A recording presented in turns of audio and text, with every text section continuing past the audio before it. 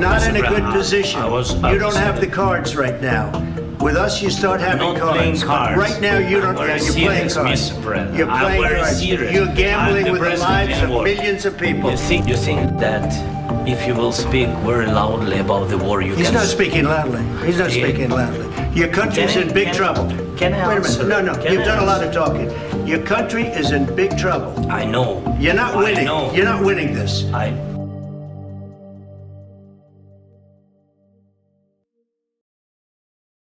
On the deal. That doesn't work that way.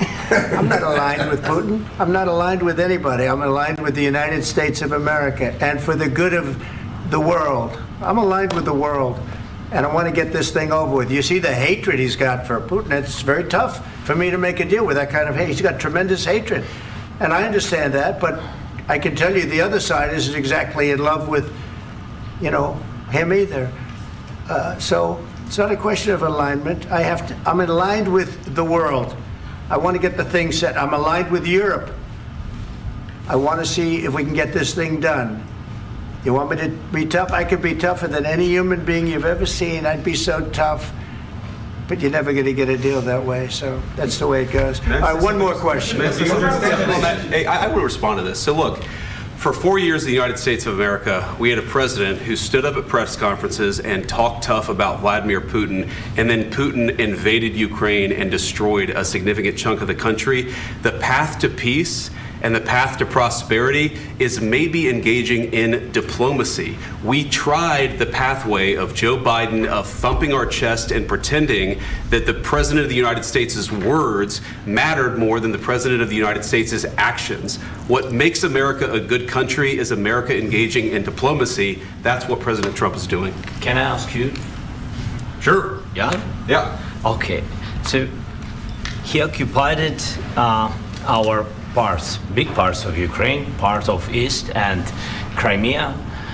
So he occupied it on 2014.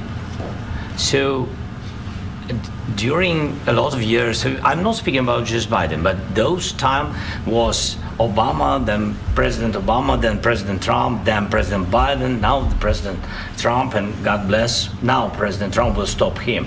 But during 2014, nobody stopped him. He just occupied and took. He killed people. You know what the contact line? 2015. 2014 2014. and 2014. 2014. Yeah. So I was not here. Yeah, but that's exactly right. Yes, but during 2014 till 2022, the situation the same. The people have been dying on the contact line. Nobody stopped him. You know that we had conversations with him, a lot of conversation, my bilateral conversation, and we signed with him, me, like a new president. In 2019, I signed with him the deal. I signed with him, Macron and Merkel, we signed ceasefire. All of them told me that he will never go.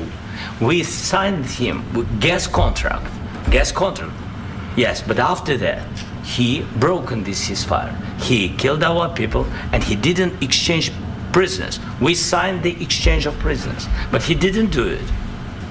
What kind of diplomacy, JD, you are speaking about? What do you mean? I'm talking about the kind of diplomacy that's going to end the destruction of your country. Yes, but if you Mr. President, with respect, I think it's disrespectful for you to come into the Oval Office and try to litigate this in front of the American media. Right now, you guys are going around and forcing conscripts to the front lines because you have manpower problems. You should be thanking the President for trying to bring an end to this conflict. Have you ever been to Ukraine that you say what problems we have? I have been to. Come once. I've actually watched and seen the stories, and I know what happens is you bring them on a propaganda tour, Mr. President.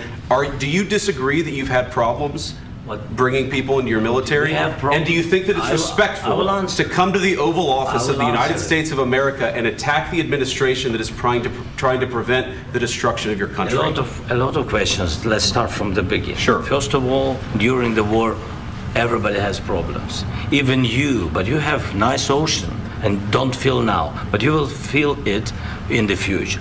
God bless. You don't know that. God bless. God bless. You will not have a war. Don't tell us what we're going to feel. We're trying to solve a problem. Don't tell us what we're going to feel. I'm not telling you. Because you're in no position to dictate that. That's exactly what you're doing. You're in no position to dictate what we're going to feel.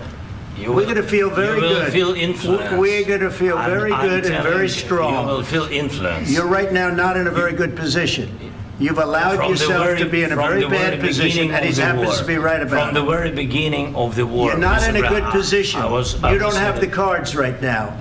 With us, you start having cards. But right now, you don't. You're playing cards. You're playing cards. You're gambling with the lives of millions of people. You're gambling with World War III. You're gambling with World War III.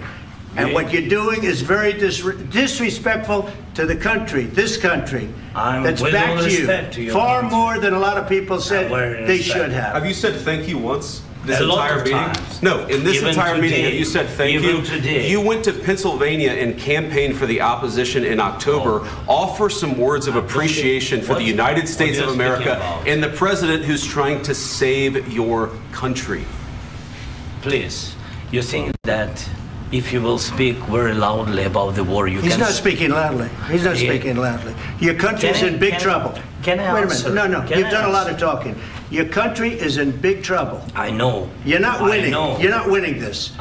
You have a damn good chance of coming out okay because of us. Mr. President, we are staying in our country, staying strong from the very beginning of the war. We've been alone, and we are thankful. I said thanks you haven't in been this alone. cabinet. You haven't been only alone. In this cabinet. We gave you, through this stupid president, $350 billion.